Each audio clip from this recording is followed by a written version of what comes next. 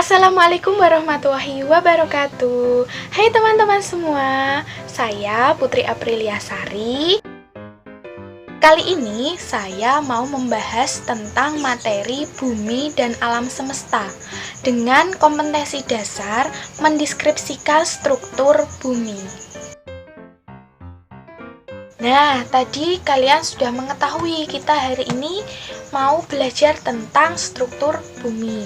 Nah, bumi tidak asing lagi bagi kalian, ya kan? Nah, bumi bagi manusia dan makhluk lain, keberadaan bumi itu hal yang amat penting, ya kan? Bumi yang telah terbentuk jutaan tahun yang lalu itu memiliki karakteristik tersendiri. Nah, setelah bumi terbentuk dari massa gas, bumi lambat laun itu mengalami proses pendinginan. Nah, akibat pendinginan inilah maka bagian terluar bumi ini menjadi keras, gitu. Ya. Sementara di bagian dalam bumi ini masih tetap, yaitu masih berupa massa zat yang panas dan dalam keadaan lunak. Gitu. Nah, proses pendinginan yang terjadi pada lapisan permukaan bumi ini terjadi selama jutaan tahun. Kemudian, ya kan, ada pula zat-zat yang membentuk bumi, yaitu yang terdiri atas berbagai sifat kimia dan fisikanya. Zat-zat yang membentuk bumi ini selama proses pendinginan sempat memisahkan diri sesuai dengan perbedaan sifat-sifat tersebut, gitu.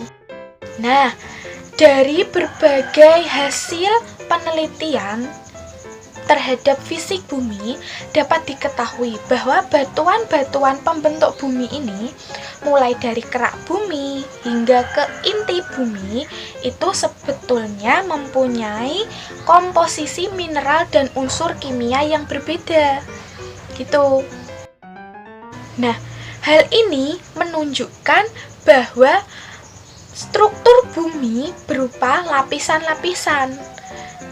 Kemudian manusia dan makhluk hidup lainnya itu menempati bagian atau lapisan terluar dari bumi yang tipis tetapi keras, gitu ya. Bagian inilah yang disebut dengan kerak bumi. Bumi kita itu bisa diibaratkan seperti telur, ya kan? Kalau telur bulatnya itu lapisan luarnya ada kulit telur, ya kan? Terus setelah kita buka lagi itu ada putih telur, ya kan? Kemudian di tengahnya putih telur ada kuning telur. Nah, seperti itulah bumi kita, gitu ya. Selanjutnya kita akan membahas lebih dalam lagi tentang pengertian dan karakteristik dari bumi yang terdiri dari kerak bumi, selimut bumi, kemudian ada inti bumi, gitu ya. Nah, yang pertama kita mau membahas tentang kerak bumi atau bisa juga disebut dengan litosfer, ya. Nah, litosfer itu berasal dari kata litos yang berarti batu dan sfer yang berarti lapisan atau bulatan, gitu.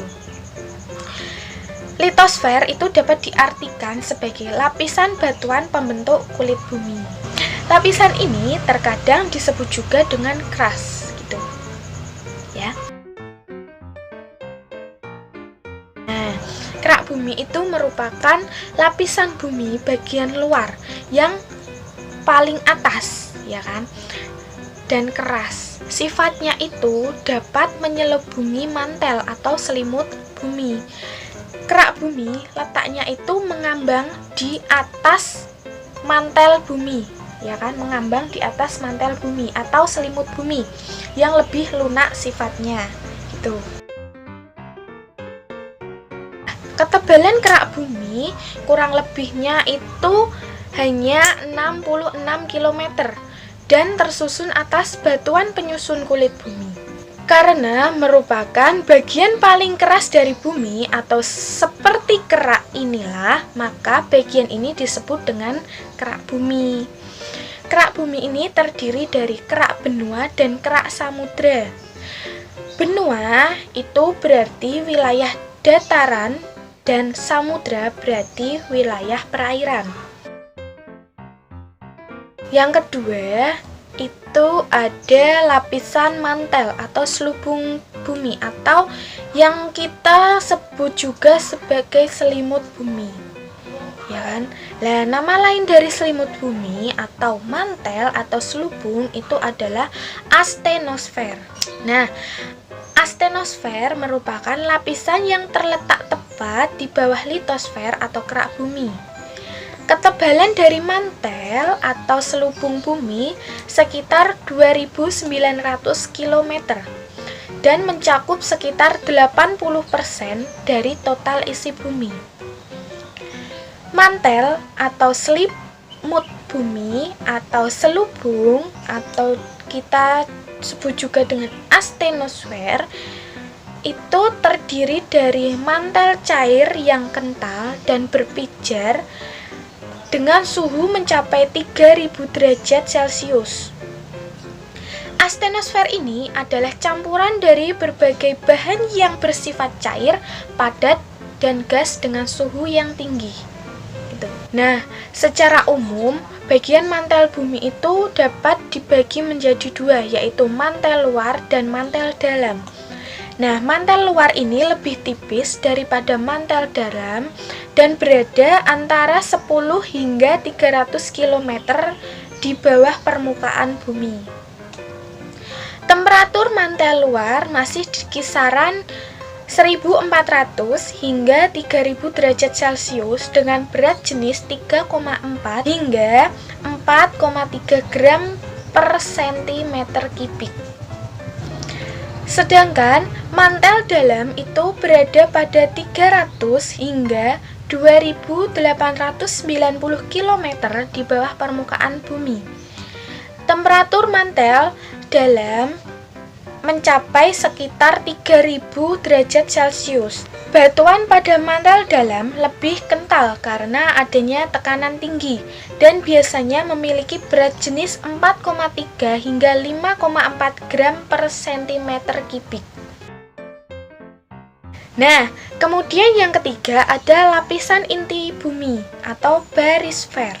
Nah, barisfer itu merupakan lapisan inti bumi atau core dan merupakan bagian bumi yang paling dalam. Lapisan inti bumi tersusun atas lapisan nave atau besi dan nikel. Barisfer berada sekitar 2.900 km di bawah permukaan bumi. Lapisan inti bumi dapat pula dibedakan atas dua bagian, yaitu inti luar dan inti dalam. Yang pertama yang kita bahas yaitu bagian inti bumi bagian luar atau outer core ya. Nah, inti luar itu merupakan bagian inti bumi yang ada di sebelah luar atau sekitar 2890 hingga 5150 km di bawah permukaan bumi.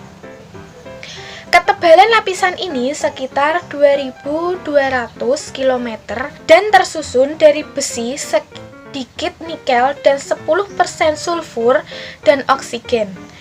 Material penyusun inti luar bersifat cair, kental, dan panas yang berpijar dengan suhu sekitar 3900 hingga 5000 derajat Celcius dengan berat jenis 10 hingga 12 gram per cm kubik. Yang kedua ada inti dalam atau inner core. Inti dalam tersusun dari besi, nikel, dan unsur ringan seperti sulfur, karbon, dan oksigen. Suhu pada inti dalam sangatlah tinggi, yaitu mencapai 4.800 hingga 6.000 derajat Celcius. Meski suhunya tinggi, inti dalam bumi ini tetap dalam keadaan padat karena tekanannya yang sangat tinggi, yaitu dengan densitas sekitar 10 gram per senti. Berat jenis inti dalam sekitar 18 gram per cm kubik. Nah, itu tadi pembahasan materi kita tentang bumi dan alam semesta dengan kompetensi dasar mendeskripsikan struktur bumi. Semoga bermanfaat. Terima kasih. Assalamualaikum warahmatullahi wabarakatuh.